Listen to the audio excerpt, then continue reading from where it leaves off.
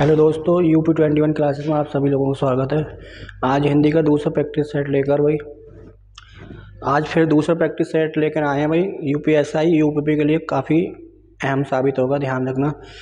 बाद में एक बार वीडियो ख़त्म होने के बाद ज़रूर like and share and comment ज़रूर करा करें, जिससे कोई सुझाव हो उसके बारे में ध्यान दिया जा सके। चलिए भाई शुरू करते हैं। पहला क्वेश्चन देखिए भैया, किस वाक्य में मध्यम पुरुष का प्रयोग नहीं हुआ। ये कह रहा है भाई किस वाक्य में मध्यम पुरुष का प्रयोग नहीं हुआ। तो भाई पुरुषवाचक सर्वनाम जो होते हैं वो तीन प्रकार के होते हैं। सबसे पहले एक होता है उत्तम पुरुष, जिसमें वक्ता होता है भाई। जिन सर्वनामों का प्रयोग वक्ता के लिए किया जाता है वो कहलाते हैं भाई उत्तम पुरुष। और मध्यम पुरुष में जो होते हैं वो श्रोता अर्थात सुनने वाला। लेकिन ये पूछा गया है सवाल में मध्यम पुरुष किस में प्रयोग नहीं हुआ। तो भाई पहले में बोला गया यह बात आप ही कह दीजिए। जहाँ पर खुद का कार्य कराने का बोध किया जाए, मतलब निजता का खुद कार्य का बोध किया जाए, तो वहां पर होता है हमारा निजवाचक सर्वनाम। तो यहाँ पर निजवाचक सर्वनाम है भाई, ध्यान रखें। फिर बोल रहा है यहाँ पर हम अपने आप को भूल गए। तो यहाँ पर भी खुद कार्य करने का बोध है भाई, हम अपने आप को। फिर यहाँ पर बोल रहा है इस विषय में आपकी क्या राय है। तो आपकी मतलब मैं बोल रहा हूँ आपसे भाई, इस विषय में आपकी क्या राय है। तो ध्यान रखना भाई, यहाँ पर ये बोला जो ध्यान रखना इस विषय में आपकी, तो मतलब यहाँ पर भी खुद के लिए बोला गया है। फिर कह रहा है ये डी वाले में आपको यही उचित लगता है तो ठीक है। तो यहाँ पर बोला गया भाई मध्यम पुरुष के बारे में बोला गया। बाकी जो तीन ऑप्शन थे वो थे हमारे निजवाचक सर्वनाम। तो निजवाचक के लिए जो प्रयोग किया जाता है भैया, जैसे खुद का इस्तेमाल करते हैं, स्वयं का इस्तेमाल करते हैं स्वयं, स्वतः का इस्तेमाल करते हैं स्वतः, और करते हैं भैया अपने आप, अपने आप का इस्तेमाल करते हैं। तो इन शब्दों का प्रयोग किया जाता है भाई निजवाचक सर्वनाम, और ये बोध कराते हैं खुद कार्य करने का। तो यहाँ पर मध्यम पुरुष का जो प्रयोग किया गया वो किया गया डी वाले ऑप्शन में। चलिए भाई देखिए भाई अगला क्वेश्चन। अगला क्वेश्चन बोला गया भाई पुरुषवाचक सर्वनाम से संबंधित वाक्य हैं। तो पहला जो बोल रहा है ऑप्शन, कल कोई आया था। तो यहाँ पर कोई मतलब अनिश्चित सर्वनाम है, अनिश्चयवाचक। वह आवश्यक कार्य से अजमेर गया। वे लोग कहाँ जा रहे हैं। तो मतलब संज्ञा के तुरंत पहले जब सर्वनाम का प्रयोग किया जाता है तो वो कहलाता है सार्वनामिक विशेषण। यहाँ पर वे सार्वनामिक विशेषण है, यह भी। तो ये दो जो है यहाँ पर क्या है, सार्वनामिक विशेषण। यहाँ पर दो क्या है, सार्वनामिक विशेषण। लेकिन यहाँ पर वह, मैं बोल रहा हूँ आपसे तीसरे के लिए वह, तो यहाँ पर वह जो है ये अन्य पुरुषवाचक सर्वनाम है भाई। वह क्या, अन्य पुरुषवाचक सर्वनाम। लेकिन पूछा गया इनका पुरुषवाचक सर्वनाम, तो यही आंसर होगा। अगर टाइप दे रखे होते तो अन्य पुरुषवाचक सर्वनाम से होता। तो इसका आंसर भैया बी है। अगले क्वेश्चन पे आओगे, किस वाक्य में निजवाचक सर्वनाम का प्रयोग नहीं हुआ है। तो भाई यहाँ पर जो बोल रहे हैं वे अपने आप, तो खुद के लिए बोल रहा है भाई अपने आप निजवाचक, तो ये वाला ऑप्शन नहीं होगा भाई। यहाँ पर बोल रहा है किसान अपने आप में, यहाँ पर भी खुद के लिए बोल रहा है, तो ये वाला ऑप्शन नहीं होगा भाई। यहाँ पर बोल रहा है वह अपने आप को, तो यहाँ पर भी खुद के लिए बता रहा है अपने आप को। तो यहाँ पर बोला है मैं आप लोगों का बहुत सवाल, तो मैं, ये क्या हो गया भाई, मैं हो गया उत्तम पुरुषवाचक सर्वनाम। उत्तम पुरुषवाचक सर्वनाम होगा, तो यही वाला आंसर नहीं होगा। तो ऐसे प्रश्नों को भाई यहाँ पर नहीं हो तो वहां पर गोला कर लिया करें, जिससे गलत होने की संभावना ज्यादा रहती है। तो इसमें ए वाला आंसर, बाकी सब में निजवाचक सर्वनाम था भाई। चलिए भाई अगले क्वेश्चन पे आएंगे, किस वाक्य में मध्यम पुरुष का प्रयोग हुआ है। किस वाक्य में मध्यम पुरुष का प्रयोग हुआ है भाई। तो भाई यहाँ पर बोला गया अपने से बड़ों का, तो यहाँ पर अपने और से, यहाँ पर संबंध को बताया गया, तो ये वाला ऑप्शन होगा नहीं। यह कार्य मैं आप ही कर लूंगा, तो यहाँ पर खुद के लिए बताया गया आप ही, तो यहाँ पर क्या होगा निजवाचक सर्वनाम। ऐसे समय में आप साथ ना दोगे, मैं बोल रहा हूँ आपसे भाई, ऐसे समय में आप साथ ना दोगे, तो यही वाला मध्यम पुरुष के बारे में बताया गया भाई। आप भला तो जग भला, यहाँ पर भी क्या निजवाचक सर्वनाम, तो सी वाला आंसर भाई इसका सही है भाई। देखो भाई अगला, निश्चयवाचक अनिश्चयवाचक सर्वनाम से युक्त वाक्य कौन सा है भाई?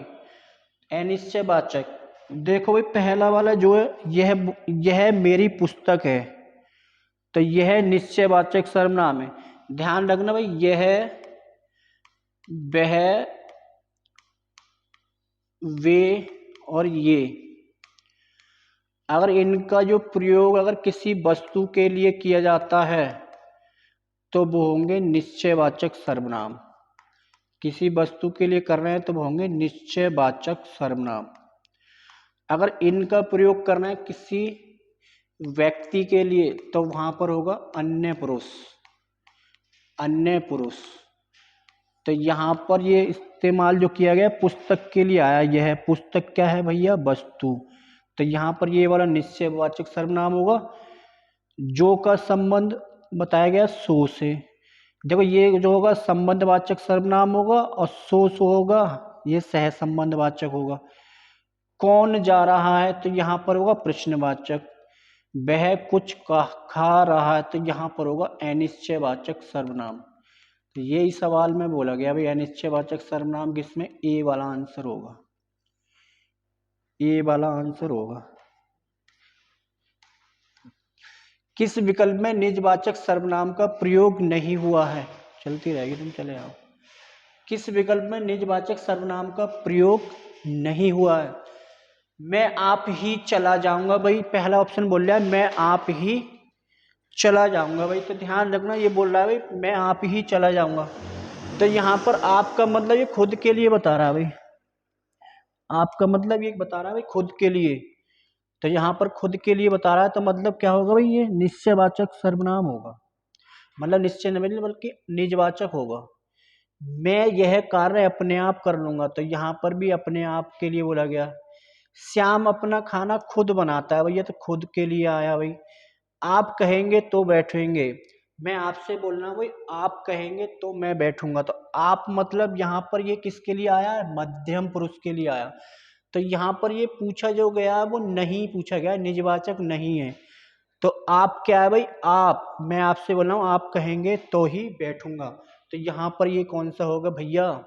ये हो जाएगा भैया मध्यम पुरुष। तो ये ध्यान रखना है भाई। अगला क्वेश्चन आया भाई, प्रविशेषण का प्रयोग किस वाक्य में नहीं है भाई? देखेंगे भाई, बहुत अच्छा क्वेश्चन है भाई। प्रविशेषण का प्रयोग किस वाक्य में नहीं है? वह बहुत काला है भाई। प्रविशेषण का मतलब होता है जब एक ही वाक्य में दो विशेषण एक साथ आ जाते हैं तो पहले वाला प्रविशेषण कहलाता है। अब देखो यहां पर पूछा गया प्रविशेषण किस वाक्य में नहीं है? बहुत प्रविशेषण, यहां पर बहुत, दो आए सुंदर और काला, यहां पर भी बहुत सुंदर, यहां पर भी बहुत मीठा। लेकिन यहां पर पूछा नहीं है, देखो इसमें भी है और यहां पर भी है, रजाई की विशेषता बता रहे हैं, यहां पर आम की विशेषता बता रहे हैं। तो यहाँ पर जो विशेषता बताई जा रही है वो किसकी? नाचने की। कैसा नाचा भैया? सुंदर। तो सुंदर नाचा, तो मतलब ये हो गया रीतिवाचक क्रिया विशेषण, क्रिया की विशेषता बता रहे हैं भाई सुंदर। बाकी सब में प्रविशेषण का प्रयोग है, तो यही वाला जो है हमारा सी वाला राइट आंसर होगा भाई, सी वाला राइट आंसर होगा। अगला क्वेश्चन देखिए, विशेषण की उत्तम अवस्था का किस विकल्प में है प्रयोग? तो भाई विशेषण की जो मूल अवस्थाएं होती है वो तीन होती हैं भैया। एक होती है मूलावस्था, एक होती है भाई उत्तरावस्था जिसे मध्यम अवस्था अर्थात तुलनावस्था कहते हैं भाई, एक होती है उत्तम अवस्था।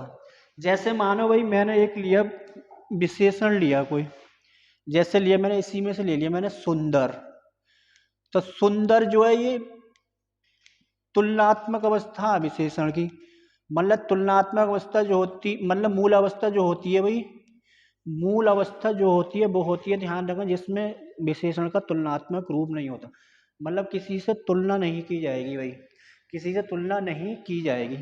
अब मैंने बोल दिया से सुंदर, से सुंदर, तो यहाँ पर जो है जब दो या दो वस्तुओं में तुलना की जाती है तो वहां पर होता है हमारा उत्तरावस्था। तो यहाँ पर देखो, रमेश बहुत सुंदर है, ये कैसी है भैया, यहाँ पर तुलनात्मक रूप नहीं है भाई, तो ये मूल अवस्था है भैया। यहाँ पर देखो से, से, तो यहाँ पर ये दोनों जो है ये क्या है, उत्तरावस्था, इनमें तुलना हो रही है भाई, दोनों में आपस में तुलना, कैसे, से ज्यादा। अब मैं ऐसे इसमें बोलूंगा विशेषण ये ज्यादा, तो ज्यादा ये क्या है, मूल अवस्था विशेषण की, मतलब इसमें तुलना नहीं। जैसे बोल दिया मैंने से ज्यादा, तो ये तुलनात्मक रूप हो गया। मैंने बोल दिया सबसे ज्यादा, सबसे ज्यादा हो गया, इसमें दो या दो से अधिक वस्तुओं को सबसे कम या सबसे अधिक बताया जाता है भाई। तो यहाँ पर ये वाली बात ध्यान रखिए, सबसे, से, सबसे सुंदर, तो यही वाला आंसर हमारा उत्तम अवस्था है।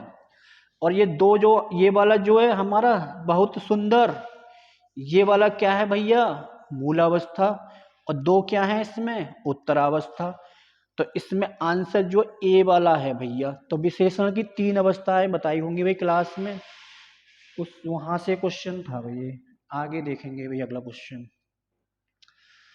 उद्देश्य विशेषण का प्रयोग किस वाक्य में हुआ है भाई।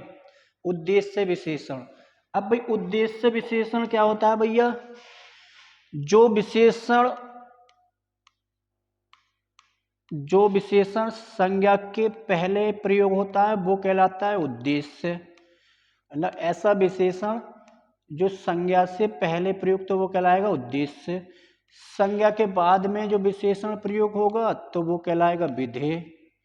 अब यही पूछा गया है उद्देश्य विशेषण। अब देखो यहाँ पर ये विशेषण आया लेकिन लिखना तो क्रिया है भाई यहाँ पर, तो ये नहीं होगा हमारा ऑप्शन। अच्छा क्या है यहाँ पर, विशेषण, लेकिन संज्ञा यहाँ पर संज्ञा के बाद में आया है, तो संज्ञा के बाद में तो ये हमारा क्या होगा, विधेय विशेषण। आम क्या है, संज्ञा, आम से पहले क्या आया भैया, मीठा, और मीठा विशेषण आ गया तो आम से पहले तो ये उद्देश्य हो गया, ये क्या हो गया उद्देश्य, तो संज्ञा से पहले उद्देश्य, तो यही वाला आंसर हो गया, यही वाला सी वाला आंसर हो गया। तो प्रयोग के आधार पर विशेषण के दो भेद होते हैं भैया, उद्देश्य और विधेय। संज्ञा से पहले आएगा तो उद्देश्य, संज्ञा के बाद में, अतः बाद में मतलब वैसे बाद वैसे विधेय, ये ध्यान रखना। पहले सबसे पहले हमें संज्ञा का चयन करना है वाक्य में, फिर उसके बाद हम आसानी से आंसर लगा सकते हैं भाई। तो ये ध्यान रखना, बहुत ही अच्छे क्वेश्चन है भाई। बंदर पेड़ पर बैठा हुआ था वाक्य में प्रयुक्त क्रिया का रूप है भैया, वाक्य में क्रिया का रूप है। तो मैंने बताया देखो, भूतकाल में मैंने बताया था जिस वाक्य के अंत में ए, ई या ए दे रखे हों तो वो होता है हमारा भाई सामान्य भूतकाल, सामान्य भूतकाल। अब इसके साथ है और हो लगा दें, है या है लगा दें, है या है लगा दें, तो मतलब ये बताएगा आसन्न भूत, मतलब कार्य कुछ समय पहले समाप्त हुआ है भूतकाल में। मतलब अगर मैं ए ई ए के साथ में था थे थी लगा देता हूं, था थे थी, तो वो कहलाएगा हमारा पूर्णभूत। पूर्णभूत का मतलब कार्य बहुत समय पहले समाप्त हो चुका। तो यहाँ पर वाक्य के अंत में ए है, लास्ट में थे था किसे बताते हैं, था थे थी, भूत को बताते हैं। और ये कैसा भूत है भैया, पूर्ण भूतकाल। कौन सा भैया, पूर्ण भूतकाल। ये मैंने बताई होंगी भाई क्लास में बहुत अच्छे से भाई। नेक्स्ट क्वेश्चन, किस वाक्य में नाम धातु क्रिया का प्रयोग हुआ है, किस वाक्य में नाम धातु क्रिया का प्रयोग हुआ है। नाम धातु जो क्रिया का जो निर्माण होता है, एक तो संज्ञा, सर्वनाम, विशेषण और क्रिया से बनने वाली क्रिया, नाम धातु जो संज्ञा सर्वनाम से बनने वाली जो क्रिया हैं वो कहलाती है नाम धातु। जैसे देखो सरम से बन गया सरमाना। सरमाना क्या है? भाव। तो भाव मतलब ये संज्ञा से बना है, तो सरमाना क्या बताया? संज्ञा से बना है भाई। सरमाना किससे बना है भाई? संज्ञा से भाई। तो ये ध्यान रखना है भाई। तो यहाँ पर ये वाला आंसर होगा, तो सरम से बन गया सरमाना। तो भाई ध्यान रखना, नाम धातु की संज्ञा के अंत में जो प्रत्यय होता है आना या अबाना प्रत्यय होता है, आना प्रत्यय लगा होता है, आना। तो ध्यान रखना ये वाला आंसर होगा हमारा भाई। अगला क्वेश्चन आ जाओ भाई। अगला, निम्नलिखित में से अकर्मक क्रिया वाला वाक्य छांटिए भाई। अकर्मक क्रिया वाला वाक्य छांटिए। ऊंट दौड़ रहा है। दौड़ना कैसी होती है? अकर्मक क्रिया। माँ बालक को क्या देती है भैया? दूध, कर्म। लता ने मुझे चाय पिलाई। क्या पिलाई? चाय। वह पढ़ता क्या पढ़ता है? पत्रिका। देना, पिलाना और पढ़ना ये कैसी है? सब सकर्मक क्रिया। लेकिन दौड़ना कैसी है भैया? अकर्मक क्रिया। दौड़ना कैसी है भैया? अकर्मक क्रिया। अगला क्वेश्चन देखेंगे भाई। निम्न में से किस विकल्प में द्विकर्मक क्रिया नहीं है? निम्नलिखित में से किस विकल्प में द्विकर्मक क्रिया नहीं है? तो मैंने बताया द्विकर्मक क्रिया की जो पहचान होती है, किसी वाक्य में क्रिया से प्रश्न करेंगे क्या और किसको, और दोनों का उत्तर अलग अलग मिले तो वो कहलाएगी द्विकर्मक क्रिया भैया। देखो भाई, क्या पढ़ाता है? पुस्तक। किसको? श्याम को। द्विकर्मक। राजा ने भिखारी को धन दिया। तो यहाँ पर ध्यान देखने वाली है, अगर कोई वस्तु किसी को दान में दी जा रही है तो वहां पर क्रिया जो होगी एक कर्मक क्रिया होगी, और जिसे दान दिया जाएगा उसमें होगा भैया संप्रदान कारक। तो भिखारी यहाँ पर कर्म नहीं है, बल्कि क्या है भैया? संप्रदान कारक। लेकिन यहाँ पर धन क्या है? कर्म। तो मतलब जहाँ पर वस्तु दान में दी जा रही हो और जिसे दान दिया जाएगा वहां पर होगा संप्रदान, ना कि कर्म। तो ये वाला यहाँ पर द्विकर्मक क्रिया नहीं है भाई।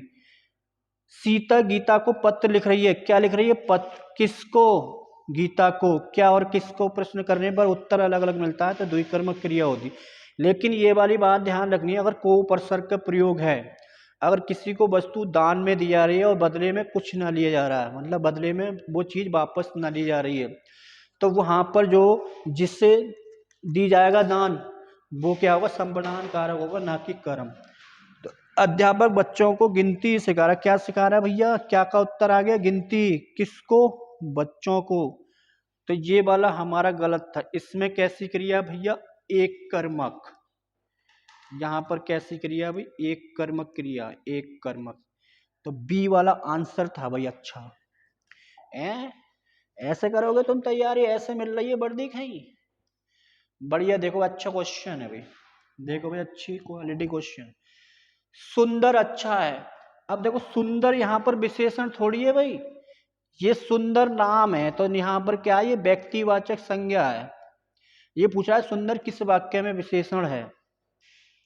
सुंदर किस वाक्य में विशेषण है?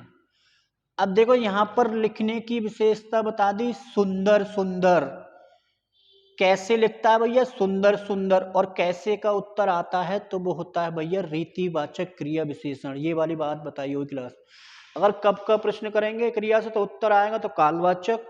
कहाँ का प्रश्न करने पर उत्तर आता है तो वो कहलाएगा स्थानवाचक। कितना का प्रश्न करने पर उत्तर आएगा? परिमाणवाचक। और कैसे का उत्तर, कैसे का प्रश्न करेंगे उत्तर आएगा तो हमारा वो होगा रीतिवाचक। तो लिखने की विशेषता बता रहे हैं सुंदर सुंदर। सीमा सुंदर नाची। कैसे नाची? सुंदर। तो ये भी रीतिवाचक विशेषण। तो यहाँ पर सीना बहुत सुंदर है, तो सीना की विशेषता बताइए यार, ये कितनी? बहुत सुंदर। अब दो विशेषण एक साथ आ गए, तो पहले वाला यहाँ पर प्रविशेषण है और दूसरा क्या है यहाँ पर? विशेषण। यही वाली बात बोली गई, तो बी वाला आंसर इसमें करेक्ट आंसर होगा भाई। ध्यान रखना भाई। अगला क्वेश्चन भाई, किस वाक्य में अकर्मक क्रिया का प्रयोग हुआ है? किस वाक्य में अकर्मक क्रिया का प्रयोग हुआ है भाई? देखिए भाई, पूजा पूजा कर रही है। क्या कर रही है भैया? पूजा। वह ही सदा दुहता है, दुहना। मैं रात भर नहीं सोया, तो सोना हमेशा होती है कर्म क्रिया। अब देखो यहां पर सदा, रात भर, दिन भर, ये यहां पर कर्म नहीं है बल्कि क्या है, ये कालवाचक क्रिया विशेषण है भाई। अब यहां पर कैसे पहचान कर लेंगे भाई? कैसे दूता है? सदा। कैसे? कैसे मतलब कब दूता है? सदा तो कालवाचक। कब नहीं सोया? रात भर। कितना? कब खाता है? दिन भर। तो यहाँ पर ये सब क्या है? क्रिया विशेषण है, ये ना कि कर्म है। तो ध्यान रखना, सोना हमेशा होती है अकर्मक क्रिया। खाना, ये ध्यान रखना भाई। आगे आगे आएंगे भी, अगला क्वेश्चन देखेंगे भी जल्दी से। इनमें से कर्म वाच्य किस वाक्य में है? रामायण सीरियल का निर्माण रामानंद द्वारा किया गया। अब वाच्य जो होते हैं भाई, वाच्य का मतलब होता है कहना या बोलना। तो वाच्य जो होते हैं हमारे तीन प्रकार के होते हैं भाई। सबसे आसान जो पहचान है भाई कर्तवाच्य की, कर्ता के साथ ने पर सर्ग होगा भैया, कर्ता के साथ ने पर सर्ग। और क्रिया कौन सी होगी? सकर्मक। और कैसी होगी भैया? अकर्मक। ये ध्यान रखना भाई। और कर्ता का लिंग वचन जो होगा, मतलब क्रिया का लिंग वचन जो होगा, वो कर्ता के अनुसार होगा। और कर्ता के बदलने पर क्रिया परिवर्तित हो जाती है, तो वो कहलाएगा हमारा कर्तवाच्य। अगर कर्म की बात करें, कर्म वाच्य की, तो कर्ता होगा भैया, कर्ता के साथ, कर्ता होगा कर्ता के साथ के द्वारा, से, और प्लस क्या होगा? कर्म होगा साथ में। मतलब क्रिया कैसी होगी? सकर्मक।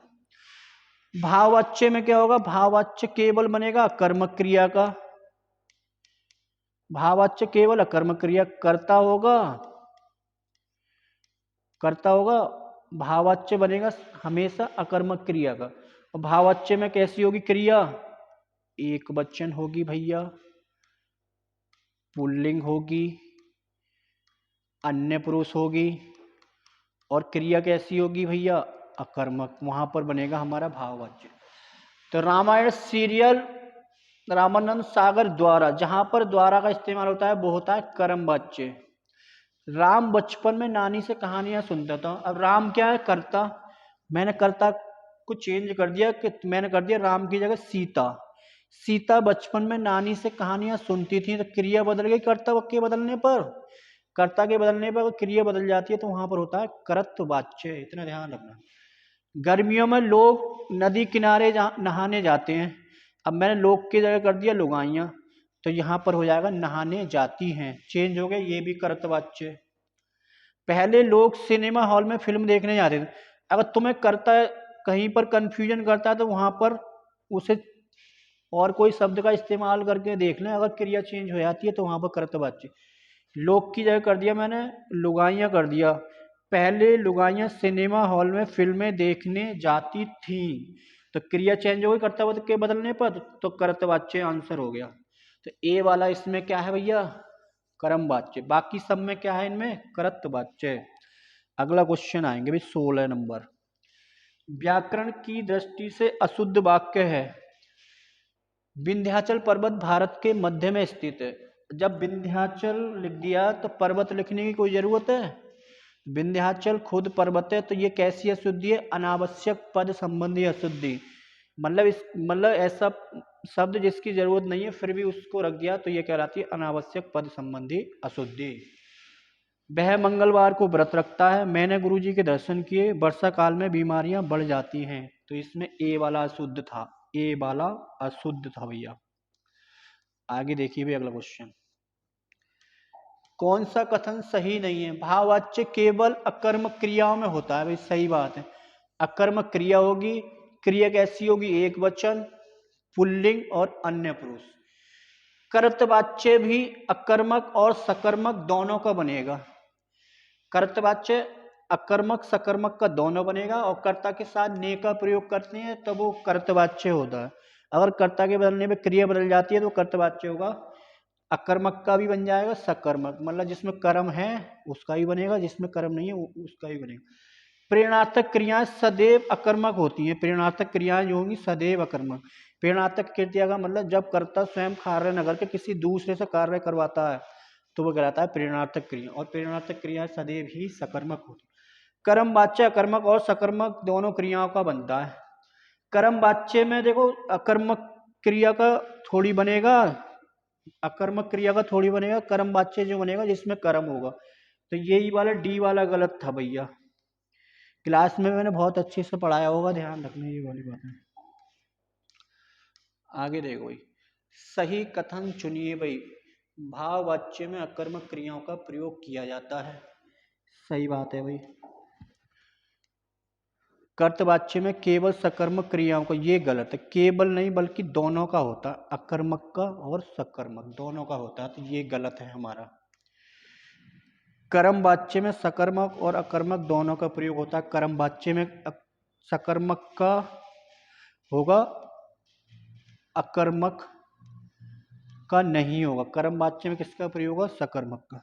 कर्म वाच्य में सकर्मक क्रियाओं का प्रयोग नहीं होता, तो प्रयोग नहीं होता मतलब बल कर्म वाच्य में सकर्मक क्रियाओं का प्रयोग होता है। तो ए वाला राइट आंसर है भाई, ये वाला सही था भाई। आगे क्वेश्चन देखिए, निम्नलिखित में से क्रम भंग संबंधी अशुद्धि वाला वाक्य है, मतलब ऐसा वाक्य जिसमें क्रम पदों का क्रम भंग कर दिया। मतलब अधिकतर हिंदी के लेखक निर्धन हैं, सहकारिता का अर्थ मिलजुल कर काम करना है, हम रात में भोजन करते हैं, यह आप पर निर्भर है। तो भाई यहाँ पर ये जो अधिकतर, तो यहाँ पर जो होगा हिंदी के, यहाँ पर आएगा ये हिंदी के अधिकतर लेखक निर्धन है, तो ये क्रम भंग संबंधी अशुद्धि है। हिंदी के लेखक अधिकतर, हिंदी के अधिकतर लेखक निर्धन हैं। आइए भाई अगला क्वेश्चन, क्रिया के जिस रूप में कर्ता की प्रधानता होती है भाववाच्य, भाववाच्य थोड़ी होगा, वो कहलाएगा हमारा कर्तवाच्य। क्रिया के जिस रूप में कर्म की प्रधानता होगी तो वो कर्मवाच्य, क्रिया के जिस रूप में भाव की प्रधानता होगी वो भाववाच्य कहलाएगा भाई। इतना ध्यान रखना, ये तीनों की डेफिनेशन है, भाववाच्य, कर्मवाच्य और कर्तवाच्य। अगला देखिए भाई, इनमें से कौन सा कथन सही नहीं है। कर्तवाच्य में क्रिया के लिंग वचन कर्ता के अनुसार है, सही बात है बिल्कुल भाई। कर्तवाच्य में क्रिया के लिंग वचन कर्ता के अनुसार होंगे तभी तो कर्तवाच्य कहलाएगा। अगर कर्म के अनुसार होंगे तो कर्मवाच्य, भाव के अनुसार होंगे तो भाववाच्य। कर्मवाच्य सदैव सकर्मक क्रियाओं का बनता है, कर्मवाच्य सदैव सकर्मक क्रियाओं का बनता है, सही है। भाववाच्य में क्रिया का संबंध कर्ता और कर्म से नहीं होता, ऐसा बिल्कुल नहीं होता है भैया, होता है। कर्म वाच्य में भी क्रिया के लिंग वचन कर्ता के अनुसार होते हैं, कर्म वाच्य में क्रिया के लिंग वचन कर्ता के अनुसार नहीं बल्कि किसके अनुसार होते हैं, कर्म के अनुसार। अगर क्रिया का लिंग वचन कर्ता कर्म के अनुसार नहीं है और भाव के अनुसार है तो वहां पर भाववाच्य होगा भाई। अगला क्वेश्चन आइए भाई 23, इनमें से किस वाक्य में कर्तवाच्य का प्रयोग हुआ है। मैंने भाई बहुत बढ़िया बताया पहचान इसमें, अगर कर्ता को चेंज करने पर अगर क्रिया चेंज हो जाती है तो वहां पर कर्तवाच्य होगा, और कर्ता के साथ अगर ने का प्रयोग के, ने परसर का प्रयोग करते हैं तो तीन बातें निश्चित हो जाती हैं, तो क्रिया सकर्मक होगी, कर्तवाच्य होगा और क्रिया कैसी होगी, भूतकालिक क्रिया होगी। छात्रों द्वारा, जहां पर द्वारा मतलब कर्मवाच्य, मजदूर से दर्द के कारण उठा नहीं गया, आज नागरिकों द्वारा, द्वारा कर्म, मोहन पुस्तक पढ़ रहा है, राधा पुस्तक पढ़ रही है, तो ये वाला कर्तवाच्य मिल गया। देखो मोहन के बदलने पर क्रिया बदल गई, मोहन की जगह मैंने कर दिया राधा पुस्तक पढ़ रही है, तो कर्तवाच्य हो गया। मजदूर से दर्द के कारण उठा नहीं गया, तो इसमें अकर्मक क्रिया है, तो भैया तो यहाँ पर ये कैसा है, भाववाच्य, ये तो भाववाच्य है, भाववाच्य। तो भाववाच्य में पहचान क्या होती है, कर्ता के साथ से का प्रयोग होगा और कर्म नहीं होगा और हमेशा किसका बनेगा, अकर्मक क्रियाओं का बनेगा। आगे क्वेश्चन देखिए 24 नंबर, व्याकरण की दृष्टि से कौन सा कथन सही नहीं है। हिंदी में 3 वाच्य माने गए हैं, कर्तवाच्य, कर्मवाच्य और भाववाच्य। बिल्कुल सही बात है भाई। रचना की दृष्टि से वाक्य के 3 भेद माने गए, सही है भाई, साधारण, मिश्र और संयुक्त। अर्थ के आधार पर वाक्य के 8 भेद। कर्ता और क्रिया वाक्य रचना के आवश्यक घटक है, सही है भाई। क्रिया को उद्देश्य और कर्ता को विधेय। क्रिया को बोला जाता है भैया विधेय, जो वाक्य में क्रिया होगी विधेय, और कर्ता को बोला जाता है हमारा क्या, उद्देश्य। तो ये उल्टा कर दिया है ना भाई, तो यही वाला गलत है। मैंने बताया हुआ क्लास में, कर्ता कहलाता है उद्देश्य, कर्ता कहलाता है उद्देश्य, और क्या आते हैं उद्देश्य में, या तो कर्ता आता है और कर्ता का विस्तारक। विधेय में क्या होता है भैया, कर्म, कर्म का विस्तारक, क्रिया, क्रिया का विस्तारक। अगर वाक्य में क्रिया ना ही क्रिया है ना ही कर्म, तो पूरक या पूरक का विस्तारक, ये आते हैं विधेय में भी, ध्यान रखना। आगे आओ भाई अगले क्वेश्चन पर। क्रिया विशेषण उपवाक्य का उदाहरण है। तो मैंने बताए हैं उपवाक्य 3 प्रकार के बताए, संज्ञा आश्रित। संज्ञा आश्रित उपवाक्य की से जुड़ा हुआ वाक्य कहलाता है संज्ञा आश्रित। की से जुड़ा हुआ वाक्य आता है संज्ञा आश्रित। जिन वाक्यों के प्रारंभ में जिस, जिन और जो सब जुड़े रहते हैं वो कहलाता है भैया विशेषण आश्रित। जिन वाक्यों में जब तब जहां वहां जैसा वैसा जितना उतना जुड़ा रहता है वो होते हैं क्रिया विशेषण आश्रित उपवाक्य। और यदि तो से जुड़ा भी किससे होता है भाई, क्रिया विशेषण आश्रित। वह ईमानदार है इसलिए मतलब संयुक्त वाक्य। वह धनवान है परंतु बहुत दुखी है, संयुक्त वाक्य। जो लोग, जो और वे, तो जो से जुड़ा हुआ वाक्य ये विशेषण आश्रित। बच के गए यदि तो, यदि और तो से जुड़ा हुआ वाक्य क्रिया विशेषण आश्रित होगा, और अर्थ के आधार पर क्या होगा भैया, संकेतार्थक वाक्य होगा भैया। अगला देखेंगे भाई, लास्ट क्वेश्चन भाई, निम्नलिखित में से असंगत कथन है भाई। सरल वाक्य में एक उद्देश्य और एक ही विधेय होता है, सही है भाई, सरल वाक्य। मिश्र वाक्य में एक से अधिक मुख्य उपभाव, एक से अधिक नहीं होता है बल्कि कितना होगा भाई, एक से अधिक नहीं बल्कि कितना होगा, एक होगा। एक से अधिक नहीं बल्कि कितने होगा, एक। और तथा अन्य आश्रित उपवाक्य होंगे, तो मिश्र वाक्य में एक क्या होगा भाई, प्रधान वाक्य, और अन्य क्या होंगे उस पर आश्रित या निर्भर वाक्य होंगे। संयुक्त वाक्य में 2 या 2 से अधिक साधारण वाक्य संयोजक से जोड़ते हैं भाई, 2 साधारण वाक्यों को संयोजक। मिश्र वाक्य व वाक्य को जोड़ने का कार्य समुच्चय बोधक करते हैं, सही है। तो बी वाला गलत था भाई। एक बार अपना स्कोर लिखेंगे भाई, जो भी वीडियो देखें कमेंट में, और जो भी सुझाव हो भाई उसे ज़रूर लिखें कमेंट में, और वीडियो को ज़्यादा से ज़्यादा लाइक शेयर जरूर करें भाई। जय भारत, जय हिंद, जय भारत। सही है भाई, कल फिर मिलते हैं इसी टाइम, तब तक के लिए चल, सही है भाई।